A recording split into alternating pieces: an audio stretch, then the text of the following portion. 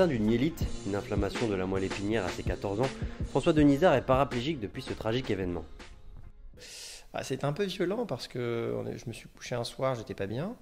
Et le lendemain matin, je bougeais plus, je sentais plus rien.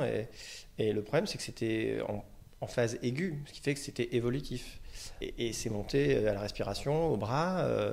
J'étais dans le coma pendant quelques heures. Et puis, miraculeusement, c'est redescendu.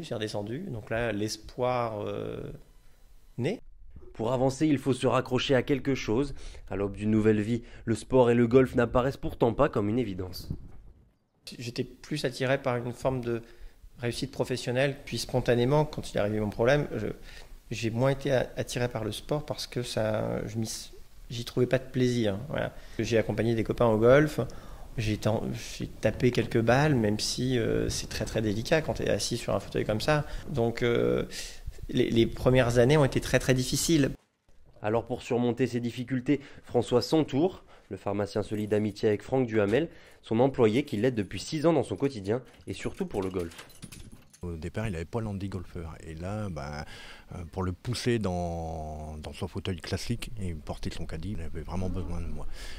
Aujourd'hui, c'est moins. Peut-être qu'à l'avenir, il pourra se débrouiller seul. C'est ce que je lui souhaite. Je pense que souvent, les personnes en situation de handicap, parce qu'il n'y a pas de hasard parfois, font des rencontres de personnes comme ça qui deviennent des partenaires, des amis. Franck est important pour moi. S'ajoute à l'aide de Franck celle du paragolfeur depuis plus d'1 an.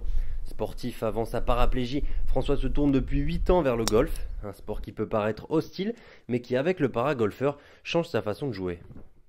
Le paragolfeur, il t'aide surtout, je pense, à rendre accessible un environnement qui n'est pas du tout propice à une personne en fauteuil. Un parcours de golf, ça fait 6 km, c'est de l'herbe, c'est des montées, c'est des descentes, et faire ça en fauteuil, c'est impossible, c'est impossible. Et parce qu'il se lève, il te permet de te mettre debout, d'avoir des balles puissantes. Présent depuis 5 ans sur le parcours de Swing to Handicap, François prend toujours autant de plaisir à participer à cet événement, un moyen pour lui d'y retrouver des visages familiers et des fans de golf. Il y avait Dominique de notre équipe avec qui je fais la compétition depuis 5 ans. Et tous les ans, on profite de cet événement pour se retrouver parce que ça a été une vraie rencontre. Donc, et ça, en effet, c'est par le biais de la compétition qu'on s'est rencontrés. C'est un plaisir, voilà. Ouais, c'est un plaisir. Passer un bon moment avec des gens sympas, à faire un sport qu'on aime, c'est déjà pas mal.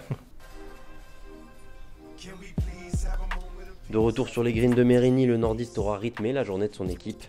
Avec un peu de victorieux pour commencer et un autre pour finir, François Denisard aura prouvé qu'être en fauteuil n'est pas forcément un handicap.